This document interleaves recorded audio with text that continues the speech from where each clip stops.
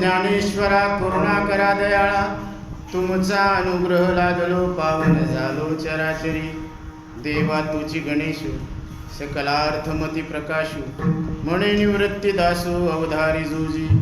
आता अभिनव वाग्विलासिनी, जी चातुर्यार्थ कला कामिनी, ते श्री शारदा विश्वमोहिनी नमस्कारिली मिया. आता हृदय हे आपुले चौफाळुनिया भले, वरी बैसो पाऊले श्रीगुरूंची.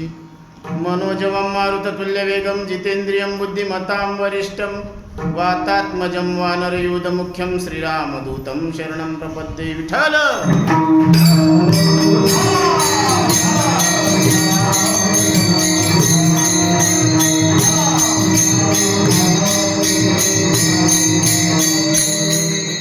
आज श्री क्षेत्र हुडके पिंपरी या ठिकाणी अधिक मास निमित्त, ज्याला आपण पुरुषोत्तम मास म्हणतो, या पुरुषोत्तम मास निमित्त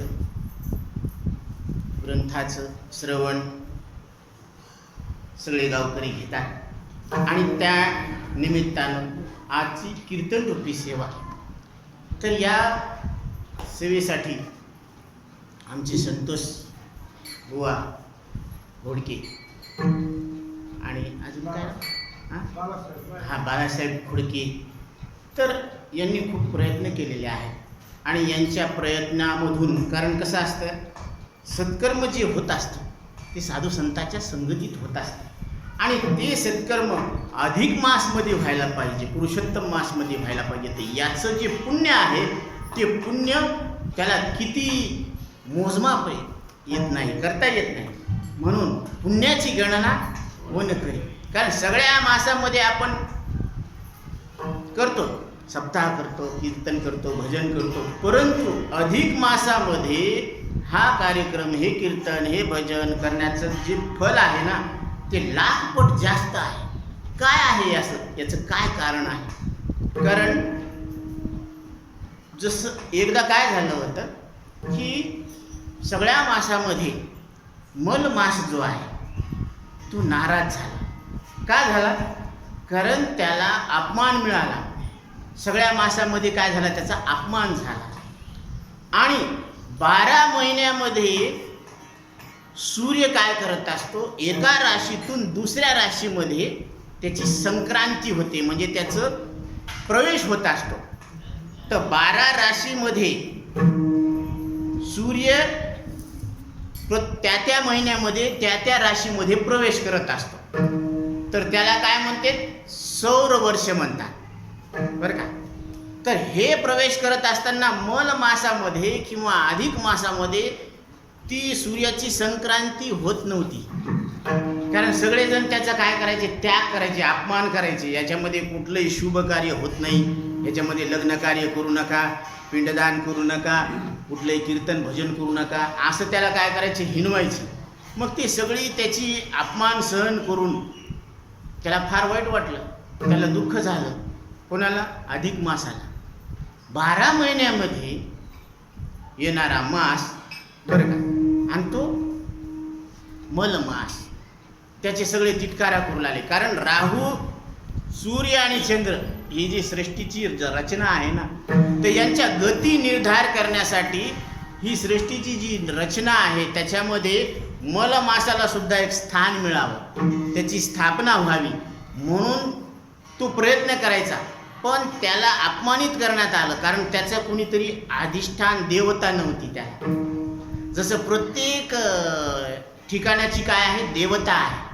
आता सूर्यलोकामध्ये सूर्यदेवता आहे, चंद्रलोकामध्ये चंद्रदेवता आहे. आता तुम्ही पहा ना, या शरीरामध्ये सुद्धा काय, हाताची देवता इंद्र आहे. आता ज्याच्यावर इंद्रदेव नाराज झाले त्याचे हात काम करत नाही. पायाची देवता वामन आहे. ज्याच्यावर त्या देवतेची निराशा आहे त्याचे पाय काम करत नाही. ही एकेकाची देवता आहे. म्हणून त्याला अशी कोणती अधिष्ठात्री देवता नव्हती, त्याचा कोण्या देवतानं स्वीकारच केला नाही. म्हणून त्याचा अपमान झाला. आणि अपमान होऊन तो काय करत आला, तो रडत रडत त्याला असं वाटलं की आता हे प्राण त्याग करून टाका, आपल्याला जगणंच नको. कारण एवढा अपमान म्हणल्यावर कशाला जगायचं आणि लोकांचे बोलणे कशाला खायचे. कारण त्याला कोण्याच लोकांमध्ये कोणी स्वीकार करणं गेलं, देवी देवता सुद्धा त्याचा स्वीकार करणं गेले. मग तो रडत रडत दुःखी होऊन कोणाकडे आला, श्रीहरी विष्णूकडे आला, वैकुंठात गेला. आणि त्यांनी श्रीहरी विष्णूला पाहिल्याबरोबर त्यांच्या चरणावर आपलं डोकं ठेवलं.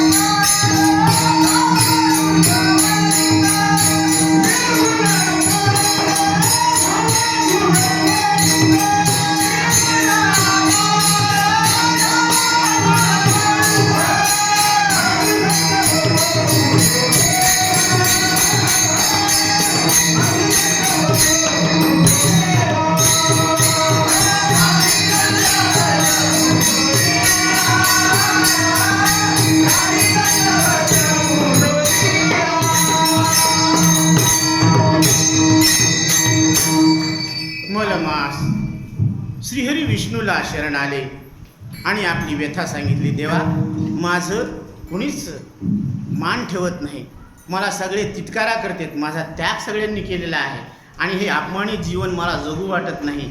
म्हणून मला असं वाटतं की एका क्षणामध्ये हा प्राण त्याग करून टाकावा आणि हे जीवन संपवून टाकावं. कारण हे दुःख मला आता सहन होत नाही आणि तुम्ही दुःखितांचे दुःख हरण करणारे आहात, म्हणून मी तुम्हाला शरण आलेलो आहे. माझं दुःख तुम्ही काय करा, दूर करा. कारण शरण आलेल्याला देव काय करत असतो, तारत असतो, त्याच्या दुःखातून त्याची निवृत्ती करत असतो. अशी भगवंताची काय आहे, प्रीत आहे. म्हणून तो मलमास भगवंताला शरण आला. देवानं सांगितलं, देव क्षणभर थांबले, स्तब्ध झाले आणि सांगितलं, ठीक आहे, तुझ्या दुःखाची निवृत्ती मी 100% करतो म्हणे. आश्वासन दिलं, वचन दिलं. आणि मग भगवंत त्या मलमासाला घेऊन गोलोकामध्ये गेले. कारण गोलोकाच्या खाली विष्णुलोक आहे आणि विष्णुलोकाच्या खाली शिवलोक आहे. आणि त्या गोलोकामध्ये गेल्यानंतर पाहतो तो काय अखंड असा प्रकाश पडलेला आहे, लख प्रकाश आहे. तिथं जन्म नाही, मृत्यू नाही, म्हातारपण नाही, दुःख नाही, केवळ आनंद आणि आनंद आहे आणि प्रकाश आणि प्रकाशच आहे. अशा प्रकाशामध्ये, त्या दिव्य ज्योतीच्या प्रकाशामध्ये भगवान श्रीहरी नारायण तिथं उपस्थित आहेत, त्यांचं प्रगटीकरण झालेलं आहे आणि त्यांच्या प्रगटीकरणामध्ये सगळीकडं आनंद आहे आणि एक शांत लख्ख असा प्रकाश पसरलेला आहे. तर या ठिकाणी ती रूप पाहिल्यानंतर श्रीहरी विष्णूंना विचारण्यात आलं. नारायणांनी विचारलं की तुमचं कुणीकडे येणं झालं. त्यावेळेस श्रीहरी विष्णू सांगतात, हे नारायण, आम्ही या दुःखाचं तुला शरण आलेल्याला दुःखाची निवृत्ती करत असतो, त्यांना तू काय करत असतो, त्याचा उद्धार करत असतो. तर आम्ही या मल मासाला तुमच्याकडे आणलेला आहे, हा तुम्हाला शरण आलेला आहे आणि याचा उद्धार करावा अशी आमची काय आहे मनशा आहे. म्हणून नारायणानं पाहिलं आणि मलमासाला सांगितलं काय तुमची अडचण आहे, काय दुःख आहे तुमचं.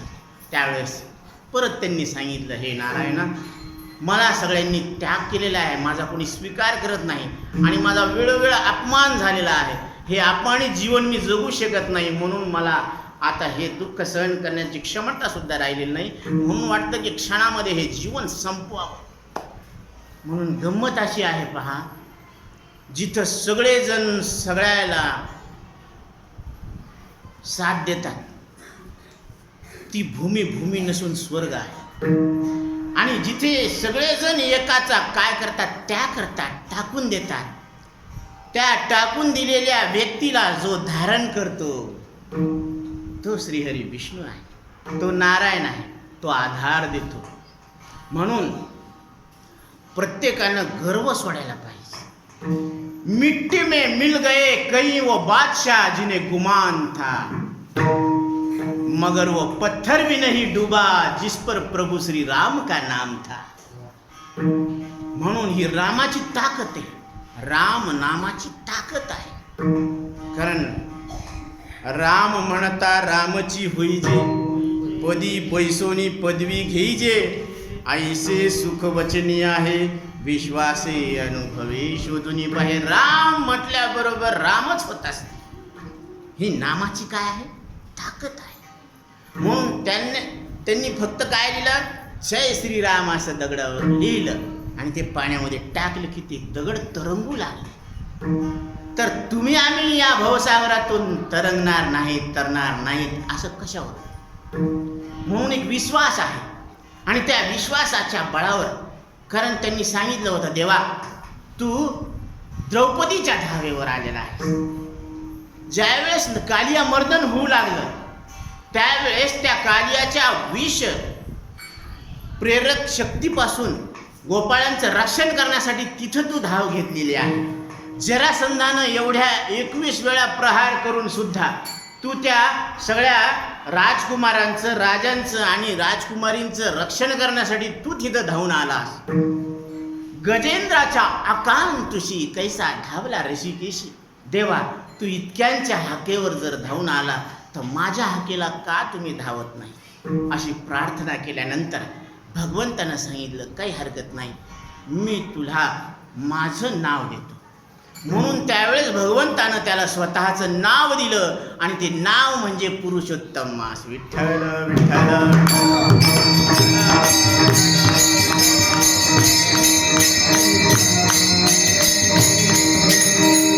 कारण कुठल्याही क्षेत्राला अधिष्ठात्री देवता असल्याशिवाय तिथं त्याचं काय होत नाही, त्याला मान भेटत नाही, त्याची प्रसिद्धी होत नाही, लोक त्याला चाहत नाहीत. म्हणून भगवंतानं स्वतःच त्याला काय केला, स्वीकार केलेला आहे. जिथं ज्याला सगळे टाकून देतात ना त्याचा स्वीकार भगवान करत असतो. ही भगवंताची उदारता आहे. म्हणून भगवान दयाळू आहे, आपल्यावर प्रेम करतात. भगवंताचं तुमच्यावर, माझ्यावर, सगळ्यावर प्रेम आहे याची काय साक्ष आहे. कोणाला वाटत असेल देवानं माझं काय चांगलं केलं, माझा संसार नीट होत नाही बरं का. आणि धोंडे महात्म्यामध्ये एक कथा आली, 2 जावा असतात, एक लहान जाऊ आणि एक मोठी जाऊ. लहानी जाऊ कशी असते, साधी असते, तिच्यामध्ये भगवंताची भक्तीची काय असते, ओढ असते, श्रद्धा असते. म्हणून ती काय करायची, रोज दिवा लावायची, पोथी वाचायची, श्रद्धेनं सगळे भक्ती मार्गानं काम करायची. आणि मोठी जाऊ होती तर ती थोडी संशयी होती, म्हणून ती फॅशनेबल होती तशी, तसं काय नाही. गुलाबी साडी, ओठाला लाल, आहे की नाही, असं फॅशनेबल राहायचं. तसं काही होत नव्हतं. पण संशय होता, असं केल्यानं कुठं गरिबी दुःख होत असते का, आणि देवाचं नाव घेतल्यानं कुठं संसार चांगला होत असतो का, असं तिची काय करायची, उपहासात्मक दृष्टीनं तिची असं थट्टा मस्करी करायची. पण तिला माहीत नव्हतं की लहानीच्या अंतःकरणामध्ये श्रीहरी विष्णूबद्दल जी करुणा आहे, जे प्रेम आहे, जी विश्वास आहे, जी श्रद्धा आहे, त्या श्रद्धेच्या बळावर तिनं आपला संसार चांगला केला. कारण तिच्या भक्तीवर श्रीहरी नारायण प्रसन्न झाले आणि तिला आशीर्वाद दिला. तिचं सगळं गरिबीचं दुःख, दारिद्र्य निघून गेलं. ही तिच्या भक्तीची शक्ती आहे. म्हणून धोंडे महात्म्य लावायला पाहिजे, धोंडे महात्म्य ऐकायला पाहिजे आणि त्या पद्धतीनं आपणही भगवंताची भक्ती करायला पाहिजे. बरोबर आहे. हे झालं ग्रंथाचा भाग. आता तुम्ही म्हणता ना आमच्या जीवनात काय केलं देवानं, ते तिचं झालं का? आमचं काय? तर आमचं काय म्हणण्यापेक्षा आपल्याला जे जीवन दिलेले आहे ते कुणी दिलेलं आहे? हे देवानं दिलेलं आहे. आणि हे जीवन दिलं असताना ह्या शरीरामध्ये श्वास कोण चालवायला लागला? ईश्वर चालवायला लागला. म्हणून त्याचे अनंत उपकार आहेत. ही साक्ष आहे की ईश्वराचं आपल्यावर प्रेम आहे. चाले हे शरीर कोणाची ये सत्ते,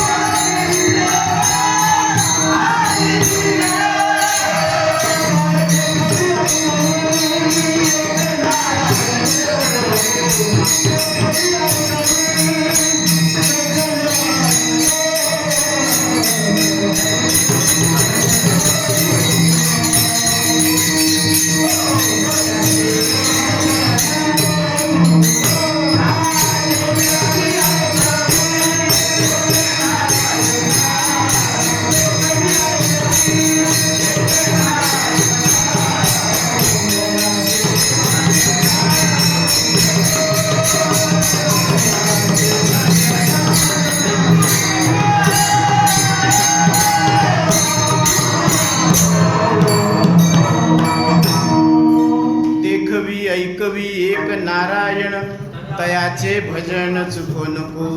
म्हणून कानातून शब्द कोण ऐकू द्यायला लागलं? आत्ता इथं देव ऐकू द्यायला लागला. डोळ्यातून रूप कोण पाहू द्यायला लागला? आपल्याला देवा पाहू द्यायला लागला. आणि त्वचेतून स्पर्श कोण घेऊ द्यायला लागला? अशी कोणती शक्ती आहे जिच्यामुळं आपण आता या वाऱ्याचा स्पर्श घेऊ शकतो? उष्ण स्पर्श उन्हाळ्यामध्ये, हिवाळ्यामध्ये थंड स्पर्श. ही कोणाची शक्ती आहे? ही ईश्वरीय शक्ती आहे. आणि त्या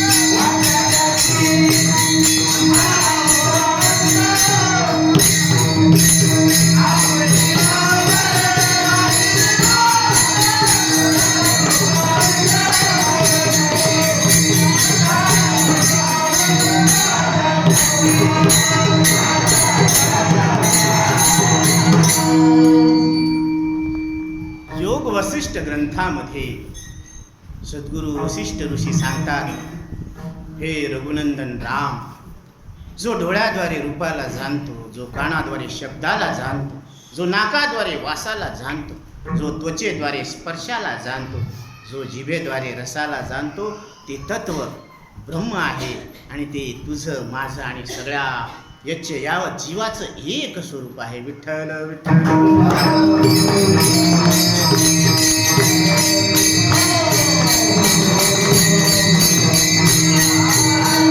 प्रत्येक जीव हा स्वरूपानं परमात्मा आहे आणि त्याला मी परमात्मा आहे असं कळून घेण्याचा संपूर्ण अधिकार स्वतः नारायणानं प्रदान केलेला आहे. मनुष्य देहीचे ज्ञाने सचितानंद पदवी घेणे एवढा अधिकार नारायणे कृपावलोकनी दिला. म्हणून मनुष्य देहात आलेल्या जीवानं काय करायला पाहिजे? ज्यानं हे जीवन दान दिलेलं आहे ना, जेने हा जीव दिला दान,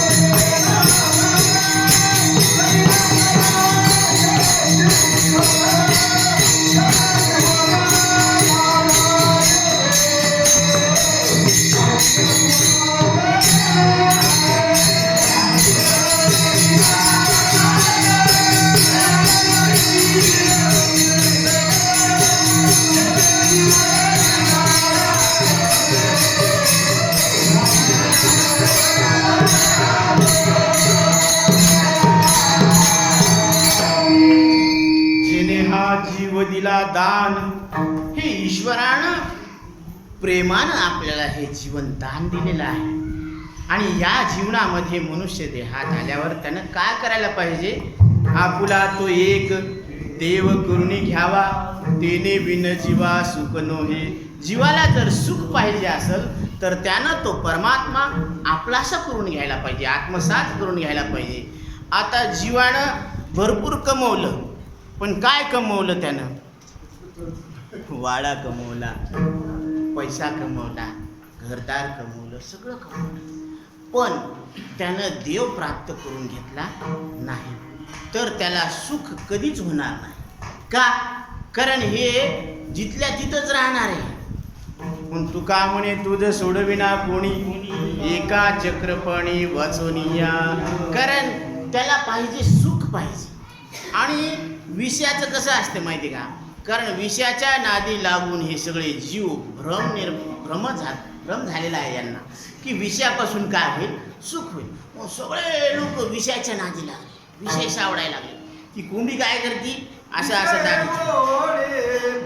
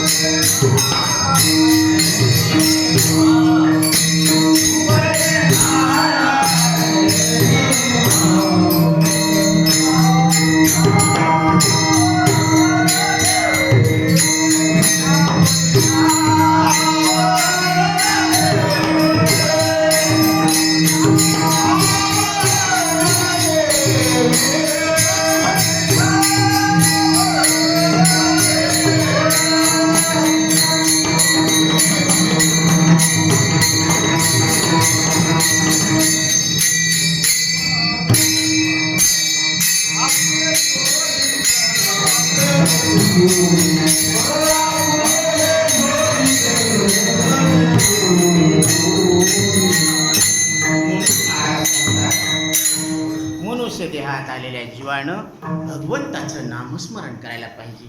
कारण नाम घेता वाया गेला, ऐसा कुणी नाही ऐकिला. आणि डिग्री घेऊन वाया गेला, असे सगळ्यांनीच ऐकलेले. कारण बऱ्याच जणांच्या डिग्र्या खिशात आहेत. मग आयुष्य संपायला नोकरी लागत नाही म्हणून त्याला कोणी मुलगी देत नाही म्हणून त्याला त्याचं घर बांधणं होत नाही, त्याचा संसार होत नाही. अशा अनेक 12 भानगडी आहेत. पण ज्यानं भगवंताचं नाव घेतलं त्याला काय घर असो नसो, मुलगा असो नसो, बरं का, पैसा असो नसो, कसा आहे, सदा समाधान. म्हणून कसं आहे ते, सदा तुका म्हणे, सर्व सुख ल्यालो सर्व अलंकार, आनंदी निर्भर डुलत असो. म्हणून ते सर्व सुखलेले, सर्व अलंकारांनी काय आहेत, नटलेले आहेत. का, कारण त्यांच्या मुखात रामाचं नाव आहे. म्हणून नाम घेता न लगे मोल, नाव घ्यायला पैसा लागत, नाम मंत्र नाही खोल. बरं, ते काही खोल बी नाहीये, अवघड नाहीये. दोची अक्षराचे काम, उच्चारावे राम राम. म्हणून 2च अक्षर येतं, रा आणि म. आणि राम नामाचा उच्चार करून, कृष्ण नामाचा उच्चार करून या जीवानं आपल्या जीवनाची सार्थकत्वा करून घ्यावी. हे पहिल्या चरणात.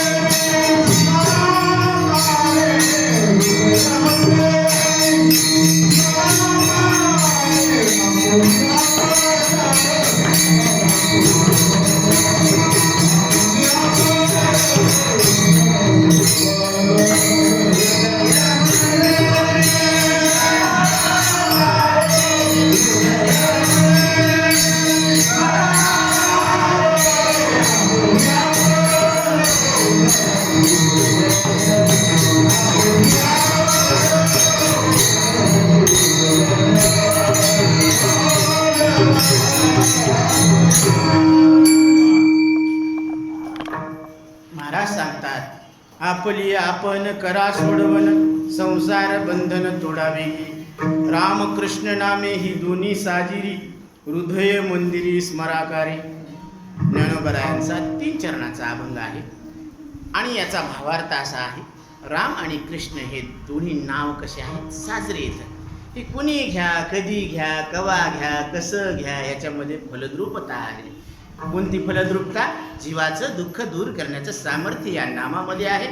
आणि दुसरी गोष्ट महाराज सांगतात, हे कुठं करायचं स्मरण? तर हृदय मंदिरामध्ये करायचं. कारण प्रत्येकाकडे एक मंदिर आहे, हृदय मंदिर. आणि त्या मंदिरामध्ये राम प्रगट आहे. राम आत्ता आहे, इथं आहे. आणि ते राम तुम्ही आहेत, असं साधू संत आपल्या लक्षात आणून देतात. सद्गुरू लक्षात आणून देतात. तैसा हृदयामध्ये मी राम, असता सर्व सुखाचा आराम. की भ्रांतासी काम विषयावरी, भ्रांत लोकांना विषयाची इच्छा आहे आणि ते विषय कमवण्यातच आपलं जीवन काय करतात? व्यर्थ घालवतात. परंतु हे राम नामाचं ताकीद जी आहे, तर ती कुठं घ्यायला पाहिजे? स्मरण कुठं व्हायला पाहिजे? प्रत्येकाला हृदय मंदिर आहे आणि त्या मंदिरामध्ये रामाचं स्मरण व्हायला पाहिजे. हृदय मंदिर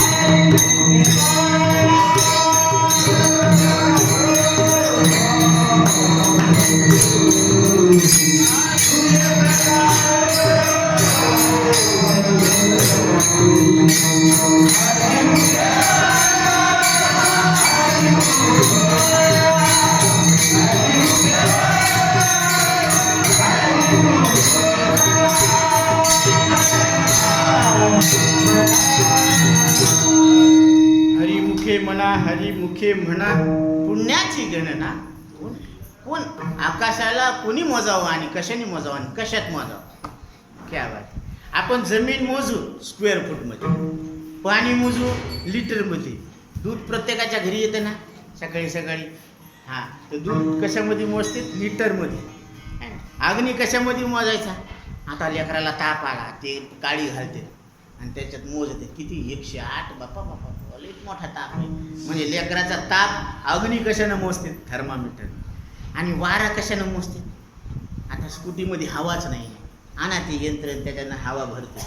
म्हणजे प्रत्येकाला मोजायला काय माप आहे. पण आकाशाला मोजता येतं का? बरं, कोणी मोजावं? कारण त्याच्यापेक्षा मोठं कोणीच नाही. पृथ्वी, पाणी, अग्नी, वायू हे सगळ्यांचा खेळ कशात आहे? आकाशात आहे. आकाशापेक्षा मोठं कोणीच नाही आहे आणि त्याला कोणी मोजावं? मग जड आकाशाला मोजता येत नाही तर नामाला कसं मोजता येईल? आणि त्या नाम ज्याचं आहे त्याला कसं मोजता येईल? म्हणून तो मज हवा, तो आणि मी कसा आहे? एक आहे. म्हणून त्याची आणि माझी ओळख व्हायला पाहिजे, फक्त ओळख. कारण ओळख झाली, ओळखीला हरी धन्य तो संसार.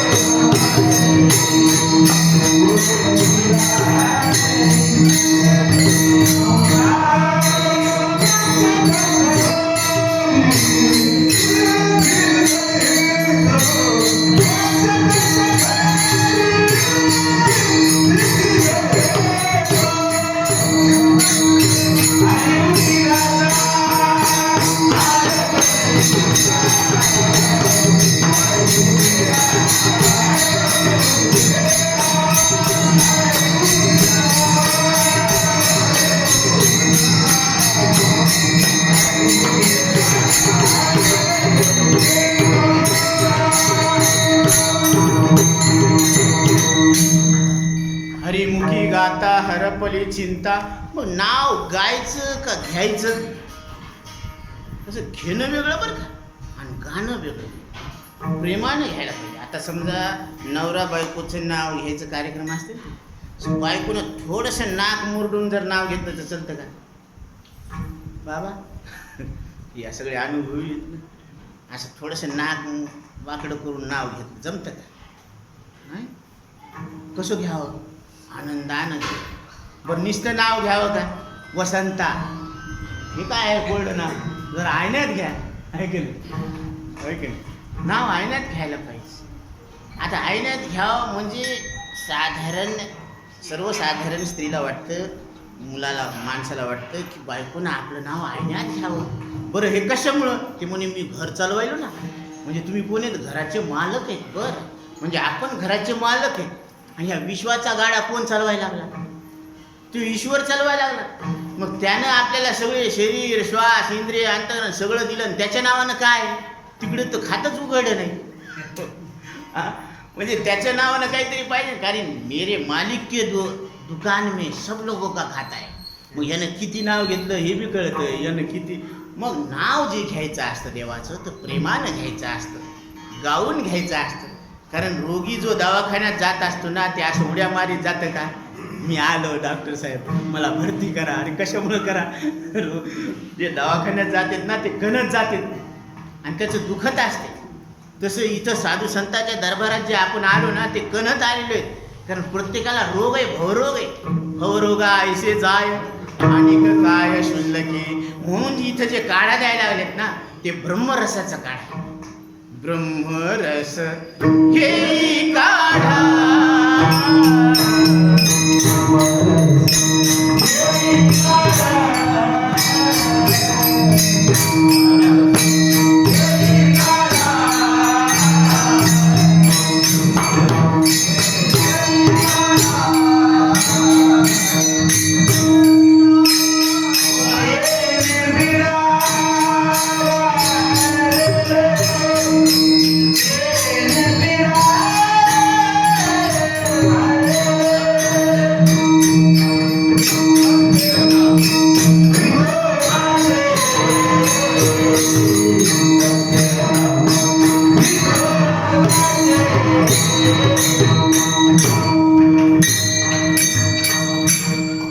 पथ्यनाम विठोबाचे आणि वाचे न सेवी.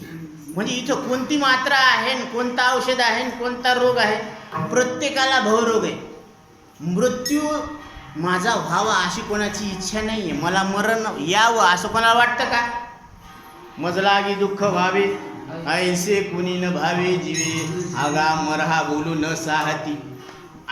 आईनं रागानं सांगितलं लेकराला, लेकरू उन्हात खेळायला लागलं ना, त्याला सांगितलं मेल्या मुडद्या सावलीत, उन्हाला कशाला मरायला लागला, इकडं सावलीत येऊन खपणं. लेकराला हे सगळं बोलणं टोचत आहे आईचं. पण त्या आईच्या रागाच्या मागचं प्रेम दिसत नाही. ती का म्हणली? कारण उन्हात खेळून त्या लेकराला ऊन लागन, त्याचा घोळणा फुटन, त्याच्या नाकातून रक्त येईल, म्हणून त्याची तब्येत बिघडन. तर त्याच्यापासून हे काय होईल? वाचन नाही. म्हणून आईचं प्रेम असते की आपल्या लेकरू कसं राहावं, सुखी राहावं. तसं साधुसंत श्रुतीचं, वेदाचं जे काही वचन आहे, त्यांचं जे मनोगत आहे, तर जीवाचं दुःख दूर करण्यात आहे. म्हणून जीवाचं जे हित आहे ना ते कशात आहे माहिती का? न मरण्यामध्ये जीवाचं हित आहे. म्हणून गीतेचं निधान सांगितलेले. आजी श्रवणेंद्रिय पाहले, जे येणे गीता निधान देखिले, आता स्वप्नची परी हे तुकले साचा सरीसे. कारण जीवाला त्याचं न मरणं लक्षात आलं की त्याचं हित पूर्ण होत असतं. आणि त्याचं न मरणं लक्षात येणं फार अवघड नाही आहे. खरं सांगा बाबा, आता तुमचं बालपण राहिलं का मेलं? मेलं ना बालपण. आता तुम्ही मी बालक आहे असं म्हणता का? नाही म्हणा. म्हणजे बालपणाचं मरण तुम्ही जाणलं, मरून का न मरून? न मरून जाणलं ना, ते तर मेलं ना बालपण. बालपण मेलं, त्याचं मरण तुम्ही जाणलं. कसं जाणलं? न मरून. बरोबर आहे ना? म्हणजे त्याचं मरण तुम्ही पाहिलं, मरून का न मरून. जरासं काय करावं लागते? खाजवावं लागते बरं का, डोकं हो. नाही तर हे गणित आपली आपण करा सोडवण. इथं सांगितलं ना, कोणी गुंता केला? या 3.5 हाताच्या देहाला कोणी मी समजलं? आम्ही म्हणलो का तुम्हाला मी समजा म्हणून? नाही. आईनं सांगितलं का? नाही. कोणी केला हा विचार? आपणच केला. मग विचार कोण करायचं? आपणच करायचं. मग आपणच बांधलेलो आहेत आणि आपणच आपली काय करायची? सुटका करून घ्यायची. बरं, कसं सुटका करायची ना ते सद्गुरू सांगतात ना आपल्याला. सद्गुरू सांगतात की तुम्ही या देहाला मी, माझं आणि खरं समजू नका. 3च गोष्टी आहेत, फार सोप्या आहेत. परमार्थ लय सोपा आहे हो, आणि सगळा आनंदच आनंद आहे. कारण काय माहिती का, की ह्या देहाला देह कळत नाही म्हणून हे मी नाही पहिलं. दुसरं, हे माझं का नाही? याच्यावर आपली सत्ता चलत नाही. बरं, हे खरं का नाही? कारण हे 3ही अवस्थेत सारखं राहत नाही. जागृती, स्वप्न, सुषुप्ती याच्यामध्ये सारखं राहतं का? नाही ना बाबा. आता तुम्ही पाहिलं ना, हे स्वप्नात येते का? नाही, तिथं दुसरंच असतं. आता उन्हाळ्याचे कडक उन्हाळा होता आणि हे संन्यासी साधू भिक्षा मागून गावातून ते म्हणले की आता एक पहार आहे, इथं विहीर आहे, विहिरीच्या काठावर बसू. मस्त सावली होती, झाड होता, तिथं जेवण केलं, थोडा आराम करू म्हणले. आराम करायला लागले आणि तितक्यात त्याला स्वप्न पडलं. त्याचं लग्न झालं आणि ते लग्न झाल्यानंतर मग त्याला मुलगा झाला. आता ते मुलगा झाला तर ते म्हणले, ह्या बा तुम्ही तिकडून झोपा, मी इकडून झोपते, मधात लेकराला. ते म्हणले ठीक आहे. दुसरा मुलगा झाला. आता ते म्हणले आता सरका पलीकडं. ते लेकरू चेंगरायला लागलं. आता ते सरका पलीकडं ते लेकरू चेंगरायला म्हणून बाबा लय सरकले ना, सरकले की दंदी आदळले. तेव्हा 4 जण आमच्यासारखे बसले होते. ते म्हणजे अरे बाबा पडले, बाबाला काढलं बाबाला. बाबा तुम्ही कसं काय पडले? तुम्ही तीच म्हणू लागली लेकरू चेंगरण सरका तिकडं, लेकरू चेंगरण सरका तिकडं. आता तुम्ही तर संन्यासी, तुमचं कव्हा लग्न झालं? ते म्हणे स्वप्न पडलं का? म्हणजे काय झालं? स्वप्न पडलं होतं ते. तर स्वप्नातलं खरं असतं का? मग हे तिथं नाही, ते स्वप्नातलं इथं नाही. तसं म्हणून दोन्ही सृष्टी कशी खोटी, आणि सृष्टी खोटी म्हणून देह सुद्धा कसा आहे? कशावरून? पिंडी देह स्थिती ब्रह्मांडे पसारा, हरिविन सारा व्यर्थ ब्रह्म. जी पिंडाची स्थिती तीच ब्रह्मांडाची स्थिती. म्हणून आधी देह काय खरा, देह संबंधी पसारा, बुजगावणे चोरा, रक्षण ते असत असे. म्हणून ही मरणाला मारणारी विद्या आहे. कोणती विद्या आहे? मरणाला मारणारी विद्या. हिला मरणमारी विद्या म्हणतात जगद्गुरु शंकराचार्य. त्याला महर्षी नारद भूमविद्या म्हणतात. यो वय भूमा तत्सुखम नाल्प सुखम असते. आणि श्रीमद भगवद्गीता हिला ब्रह्मविद्या म्हणतात. म्हणून विद्या कशाला म्हणावं? अमृतम तु विद्या. ज्या विद्येतून तुम्ही अमृत स्वरूप परमात्मा आहे असं लक्षात येत असतं ना, ती खरी सद्विद्या आहे. म्हणून हे लक्षात यायला पाहिजे. आणि योगायोग आलेला आहे म्हणून आपण सगळे संतांच्या दरबारात आलेलो आहोत. इथं बरेचसे म्हणजे श्रेष्ठ अशी हस्ती आहे. इथं आमचे आदरणीय स्वरसम्राट मारुती महाराज वाघ इथं उपस्थित आहेत. त्यांच्यासाठी एकदा जोरदार टाळ्या वाजवा. त्यांचे दिलक मित्र आहेत, गावकरी मंडळी आहे, संतोष महाराज, बाबासाहेब खुडके यांच्या आणि त्यांच्या बंधूच्या, त्यांच्या आईच्या प्रेरणेतून हा जो कार्यक्रम संपन्न होत आहे, ही आपल्यासाठी फार मोठी एक संधी आहे. हे फार मोठं नियोजन केलेलं आहे. आणि या नियोजनातून आपल्याला एकच फायदा लक्षात घ्यायचा की पुरुषोत्तम मासाचं पुण्य आपल्या पदरात कसं पडेल. कारण पुरुषोत्तम मास म्हणजेच मलमास, म्हणजेच अधिक मास, म्हणजेच याला निज मास म्हणतात बरं का. तर ह्या मासामध्ये काय करत असते? जावयाला बोलवत असते, लेकी बाळाला बोलत असते. ते म्हणजे उलट आहे का? बरं बरं. विठ्ठल विठ्ठल.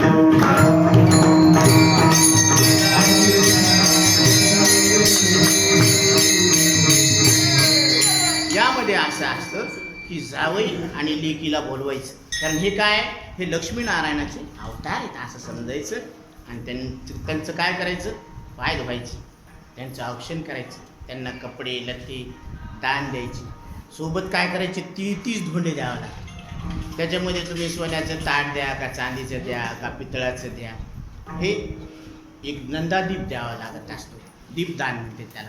तर हे अशा पद्धतीनं त्यांना काय करावं लागतं, दान द्यावं लागत असतं. आणि यानं काय होत असतं, तर यानं 33 धोंडे का द्यायचे, कारण 33 कोटी देव येतात बरं का. आणि या अधिक मासाचं महत्त्व असं आहे की याच्यामध्ये 33 दिवस असतात. आता प्रत्येक महिन्यामध्ये 30, 31 असे दिवस पाहतो ना आपण. 28 फेब्रुवारी महिना कितीचा आहे, 28चा आहे. पण या महिन्यामध्ये 30 अधिक 3 अशी दिवसांची गणना आहे, म्हणून 33. आणि आपल्या हिंदू संस्कृतीमध्ये धर्मामध्ये 33 कोटी देव आहेत, म्हणून ती संख्या बी किती आहे, 33. म्हणून धोंडे द्यायचा मान कितीचा आहे, 33चा आहे बरं का. म्हणून अशा पद्धतीनं त्यांना धोंडे जेवण म्हणते त्याला. आणि हे आपण आपल्या पारंपरिक पद्धतीनं आपण करत असतो. तर या महिन्यामध्ये जे काही आपण भगवंताचं नाव घेऊ, जे काही पूजा करू, दान करू, जप करू, तर ह्याचं अनंत पटीनं काय होत असतं, पुण्य मिळत असतं. आणि त्या पुण्याचं फळ आपल्याला आपल्या जीवनामध्ये दुःख घालवणारं असतं आणि सुख प्राप्त करून देणारं असतं. म्हणून महाराज सांगतात, आपली आपण करा सोडवन, संसार बंधन तोडावे. कारण अडचणी आपणच निर्माण केलेल्या आहेत आणि अडचणी आपल्याला दूर कराव्या लागतात. म्हणून महाराज सांगतात दुसऱ्या चरणामध्ये,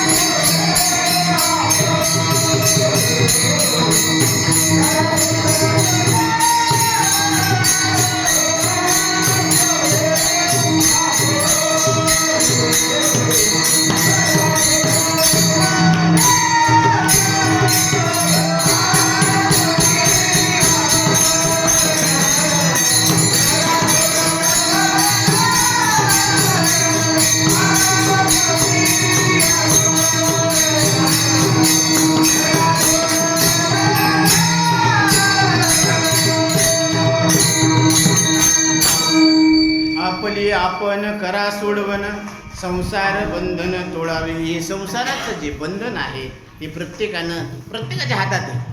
कधी तोडायचं हे ज्याच्या त्याच्यावर अवलंबून आहे. परंतु वेळ सारखी राहील असं काही सांगता येत नाही. पाण्यावरचा बुडबुडा कधी फुटेल काही सांगता येत नाही. म्हणून जवळ हे सकळ सिद्ध आहे, हात चालावया पाय, तव तू आपले सोहित पाय. तीर्थयात्रा जाय चुकू नको. कारण तीर्थयात्रेला गेल्यानंतर देव कळत असतो बरं का. देव संताच्या संगतीत कळत असतो. आणि संत संगती आपल्याला झालेली आहे. आपण सगळे साधू संतांच्या संगतीत आलेलो आहोत. पुरुषोत्तम मास म्हणजे भगवान पुरुषोत्तमानं स्वतः त्या अनमोल मासाचा स्वीकार केला. आणि याची अधिष्ठात्री देवता म्हणजे कोण आहे, स्वतः पुरुषोत्तम भगवान आहेत. म्हणून त्याच्यामध्ये याला सगळ्यात जास्त मान मिळालेला आहे. बरं का. हा अधिक मास म्हणजे 12 आणि 1 13 हे सृष्टीचं नियोजन करण्यासाठी बरं का, सूर्य आणि चंद्राचं काय आहे ते वेळेचं नियोजन करण्यासाठी हे सगळी व्यवस्था केलेली आहे. म्हणून हे 3 वर्षाला एकदा येत असतो, बरोबर ना मुली. 3 वर्षाला एकदा येणारा हा अधिक मास. या अधिक मासामध्ये आपण जितकं अन्नदान करू तितकं पुण्य लागत असतं, जितकी पोथी वाचू देवाचं नाव घेऊ तितकं पुण्य लागत असतं. इरीत लागतं पण याच्यात विशेष रूपाने लागत असतं.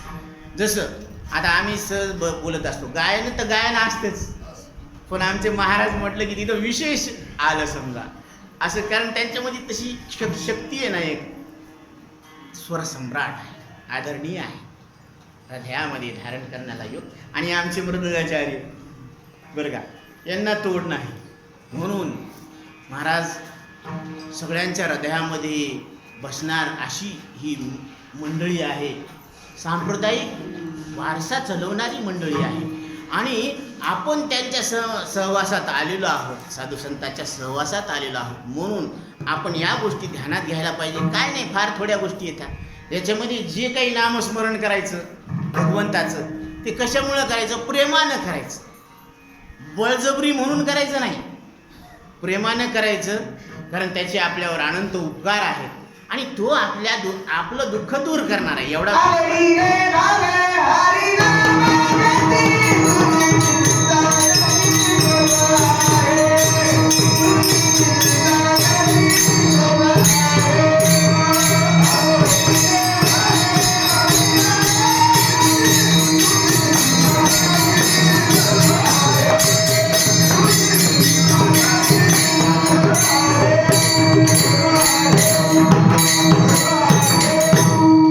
आवडीने भावे हरिनाम घेशी, तुझी चिंता त्याशी सर्व आहे.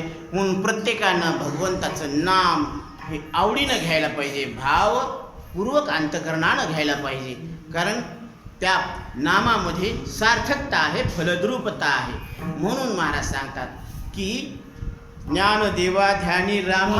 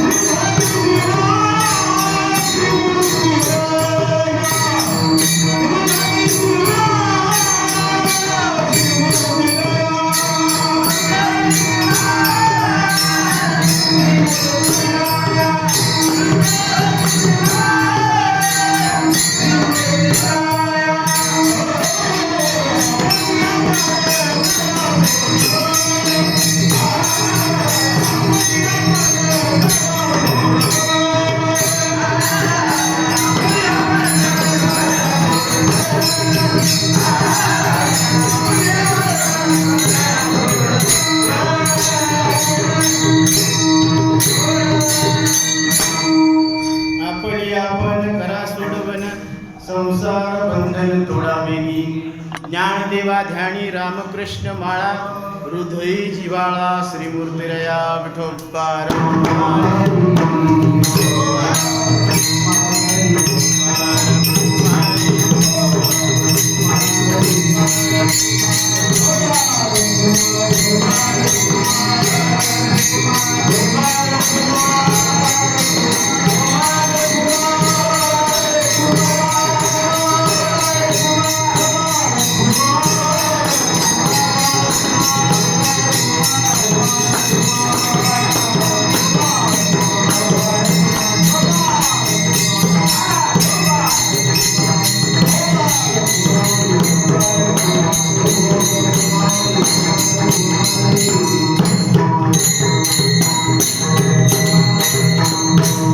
रामकृष्ण नामे ही दोन्ही साजिरी, हृदय मंदिरी स्मराकारे.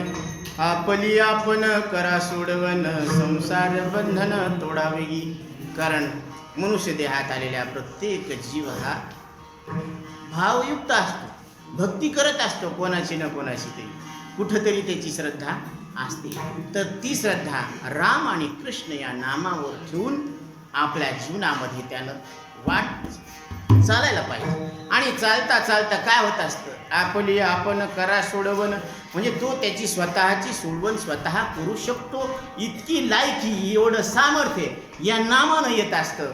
म्हणून स्वामी विवेकानंद यांना आपोआप प्रतीती आलेली आहे बरं का. आणि अशामध्ये जी रमण महर्षी यांना आपोआप प्रतीती आलेली. असं काही नाही, काही दिव्य विभूती असते की ज्यांना सद्गुरू वाचून ज्ञान होत असतं, आत्मज्ञान होत असतं बरं का. ते बळानं होत असतं. तर इथं सद्गुरूही उपलब्ध आहेत, शास्त्र उपलब्ध आहेत, आपल्याला मानव देह मिळालेला आहे, शास्त्रसुद्धा उपलब्ध आहे. म्हणजे आपल्यावर सद्गुरूची कृपा आहे, शास्त्र कृपा आहे, ईश्वर कृपा आहे.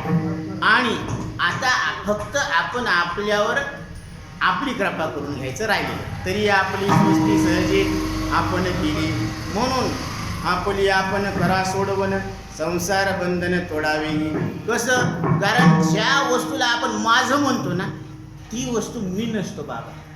एक ध्यानात घ्या. कुठेही जा तुम्ही जगाच्या पाठीवर, पण हे सूत्र तुम्ही विसरू शकता नाही की ज्या वस्तूला मी माझं म्हणतो ना, त्या वस्तूहून मी वेगळा असतो. बरोबर आहे ना? सांगत जा बरं का. हो, नाही तर टला टन हिंगण पीठ चलन आपलं. आता माझा पेन म्हणल्यावर मी पेन आहे का? पेनाहून वेगळा आहे. माझं घर म्हणल्यावर मी घराहून कसा आहे? वेगळा आहे. तसा माझा देह म्हणल्यावर तुम्ही देहाहून कसे वेगळे, आणि देहाहून वेगळे. एवढं कळणं सुद्धा लय भारी बाबा. देह नव्हे मी हे सरे, देह नव्हे मी हे सरे, उरला उरे विठ्ठल, उरला उरे विठ्ठल. आता जे उरलं ना ते विठ्ठल आहे, आणि ते तुमचं आमचं सगळ्यांचं एक स्वरूप आहे. आता कुठं राहिलं मरण? साक्षात विठ्ठल झालेला हो. तुम्ही विठ्ठल, आम्ही विठ्ठल. तुम्ही देव, आम्ही देव. मध्ये देव कशाची? अशा पद्धतीनं आपण करा सोडवण, संसार बंधन तोडावे. ज्ञानदेवा ध्यानी रामकृष्ण माळा, हृदय जिव्हाळा श्रीमूर्तिया. झालेली सेवा माऊलीच्या चरणी अर्पण करून, मारुतीरायाच्या चरणी, गुरुवर्य बापूराव महाराज परतुरकर यांच्या चरणी अर्पण करून सेवेला पूर्ण. ज्ञानेश्वर